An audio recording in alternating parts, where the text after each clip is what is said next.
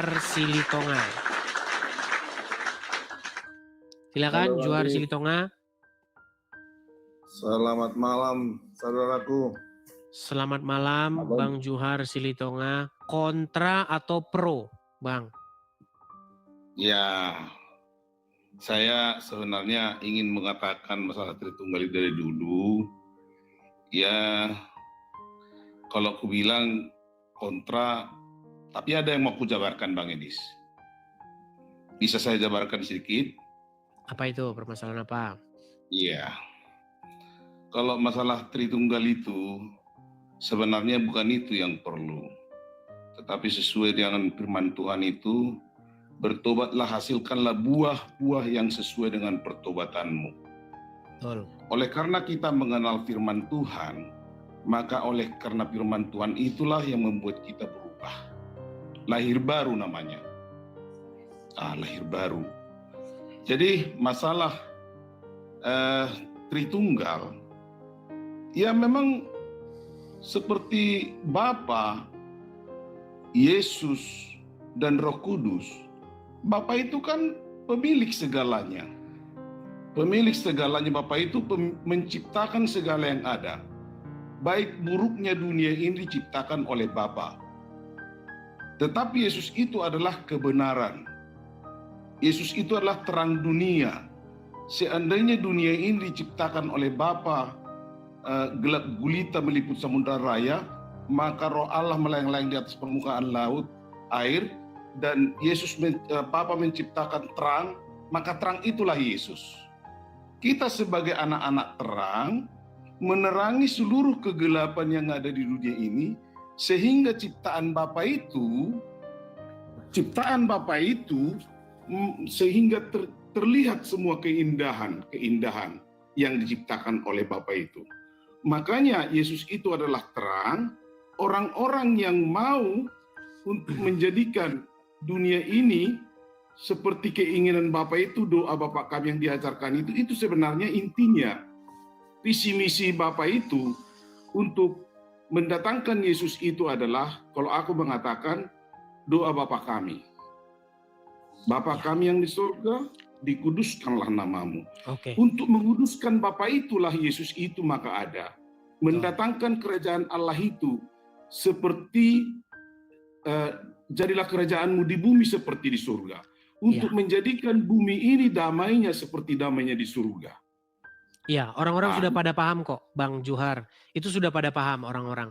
Makanya biar kita lebih terarah, coba kita mau undang dulu orang-orang yang mungkin nggak paham itu, Bang Johar.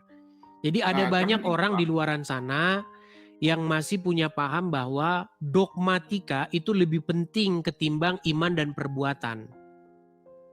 Justru karena itu mengarah ke situ, buah-buah dari pertobatan. Gitu Yesus itu adalah nama Bapa itu sendiri, dan Yesus itu adalah nama Bapa itu sendiri, tetapi Bapa dengan Anak dengan Roh Kudus itu, Roh Kudus kan bukan nama, Roh yang kudus, itu yang mau aku jabarkan sedikit, Bang. Roh Kudus itu bukan nama, tetapi Bapa itu tidak satu pun dapat yang melihat Bapa itu, tetapi Yesus yang menjadi Anak, itulah nama daripada dikatakan semua di dalam Alkitab, tidak seorang pun melihat Allah, melainkan Anak tunggal Allah yang ada di pangkuan Bapa, dialah yang menyatakannya. Begitu. Kenapa saya katakan ini, Pak? Nah, kalau Oneness memahaminya bahwa Bapa di surga itu menjadi anak, menjadi manusia. Nah, kalau tingkat pemahamannya sampai di situ, ya nggak apa-apa karena dia baru sampai situ, intelijensinya baru sampai situ. Nah, kalau kami orang-orang yang punya paham yang Kristen secara umum, bukan Bapa itu yang menjadi manusia, tetapi Yesus itu menyatakan keberadaan daripada Sang Bapa di surga. Begitu.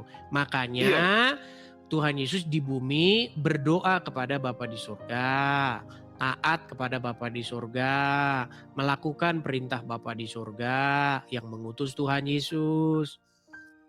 Begitu. Tapi yang saya bilang, Bang, ini, saya nggak ada teologi ya. Tetapi saya sudah berulang-ulang kali saya baca, sampai 9 kali saya baca Alkitab dari Kejadian sampai Wahyu, bahasa Batak sekali, 10 kali. Sekarang pun saya berusaha membaca 2 pasal 1 hari. Oke, ada nggak Artinya, waktu abang baca Bibel yang bahasa Batak, ada nggak kata Allah di situ? nggak ada. Berarti sesat. Enggak, maksudnya Kata orang berarti sesat katanya, karena nggak ada kata Allah di situ. itu kan bahasa Batak, Pak. Itu kan beda. Iya, Kita harus kan kemarin saya bilang begini, Bang. Seandainya LAI menerjemahkan ulang terjemahan yang kita pakai sekarang, saya bilang sebaiknya kata Allah itu dibuang sajalah ke tong sampah, saya bilang begitu. Karena apa? Karena kata Allah itu membuat orang Islam dan Kristen itu bentur. Karena bentur dalam pengertian, bentur jadi debat. Karena apa? Karena ketika orang Islam baca kata Allah, mereka nggak bisa baca itu sebagai Allah. Mereka baca Allah. Kan ini kan makanya saya bilang.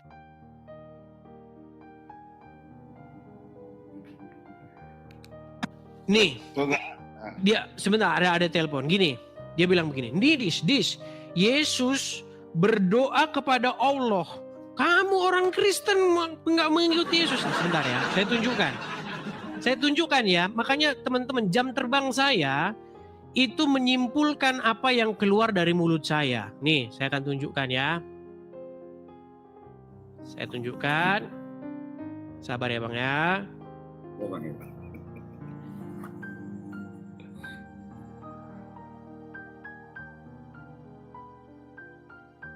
Nih, saya tunjukkan. Ini debat-debat dari pengalaman debat-debat saya sama orang-orang Islam.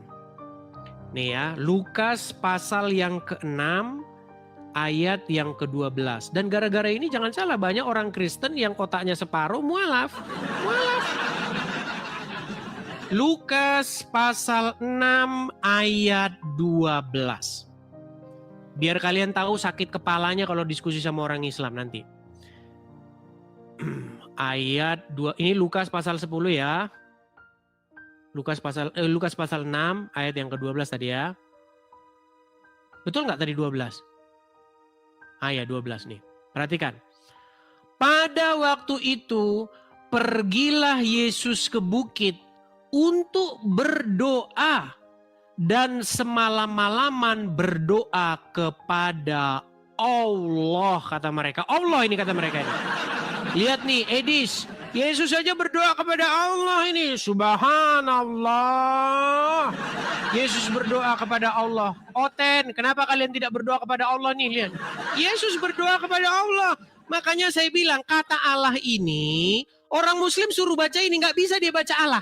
Allah nggak bisa. Allah dia baca. Makanya saya bilang kalau begitu biar enak. Sebenarnya kata itu dibuang aja lah ke tong sampah biar nggak disalahpahami sama orang Muslim. Kan gitu. Itu sebenarnya. Karena kata Allah di situ banyak juga nih orang-orang yang mengatakan bahwa Allah di sini maksudnya Allah. Enggak. LAI itu tidak bermaksud bahwa Allah di situ adalah Allah. Enggak. Kok gila LAI mengatakan itu Allah? Bukan. Tanya sama LAI. LAI tidak bermaksud bahwa Allah di situ Tuhannya orang Islam. Enggak. Gitu loh. Jadi saya pernah ditanya mereka, si Faro Sianipa, dan siapa itu yang perempuan yang 3 lawan 1 yang sama Bang Edi malam-malam kemarin itu, ya kan? Siapa itu yang perempuan itu? Ditanya aku, siapa nama Tuhanmu? Gue bilang, Allah katanya.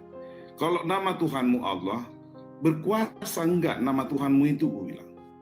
Jadi nama Tuhan kami adalah Yesus. Jadi nama Bapa siapa? Yesus, gue bilang. Itu sesuai dengan Yohanes 17 ayat 12. Namamu yang telah engkau berikan kepadaku. Nah, jadi nama Bapa itu yang diberikan itu kepada anak itu, sehingga nama Yesus itu berkuasa.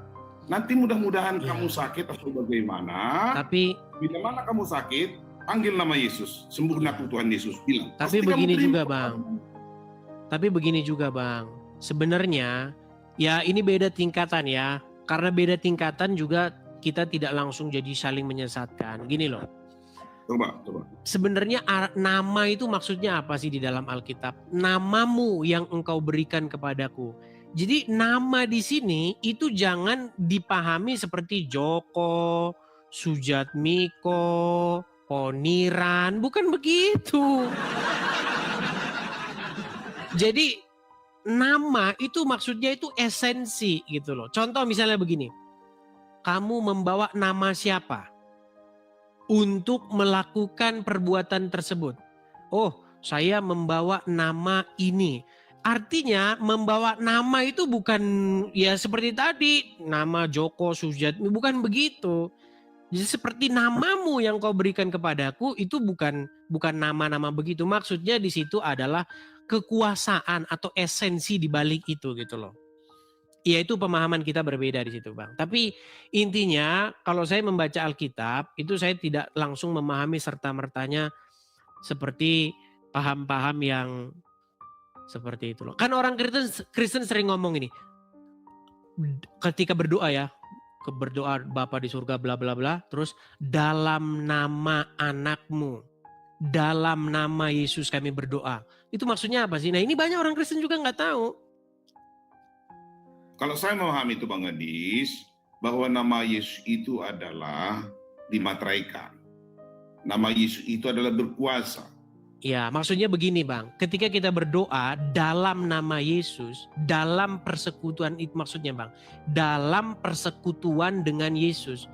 Artinya kita minta itu, kalau kita dengan membawa nama kita sendiri, membawa identitas kita sendiri, doa itu tidak mungkin diterima. Karena apa? Karena kita tidak pantas, tidak layak menghadap kepada Bapa di surga dengan apa? Dengan jubah kita. Karena kita ini kotor dan bercacat celah. Makanya kita datang kepada Bapa di surga dalam nama Yesus. Artinya kita itu membawa Yesus di depan kita. Gitu loh. Iya, yang kalau itulah beda pun kita nggak menjadi masalah Bang Edis ya. Yang menjadi iman kita itu Yesus adalah juru selamat kan gitu.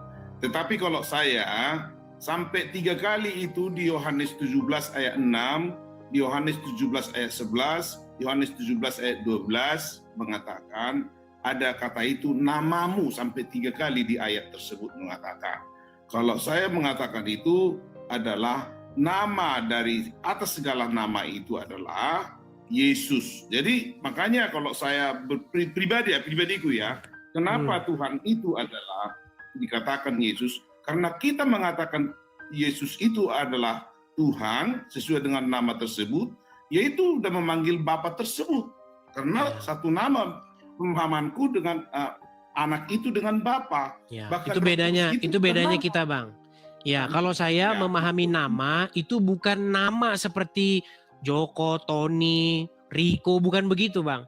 Nama itu maksudnya di balik nama itu loh, esensi itu. Seperti namamu yang kuberitakan kepada mereka. Itu bukan berarti Yesus ngasih tahu namanya Joko, bukan begitu. Tetapi memberitakan esensi sang pemilik nama itu gitu loh. Tapi itu nanti jadi panjang kita. Kita undang dulu yang lain ya Bang ya. Oke ya? Ya, makasih. Oke. Tuhan Yesus berkati. Sama-sama. Tuhan Yesus berkati. Ya.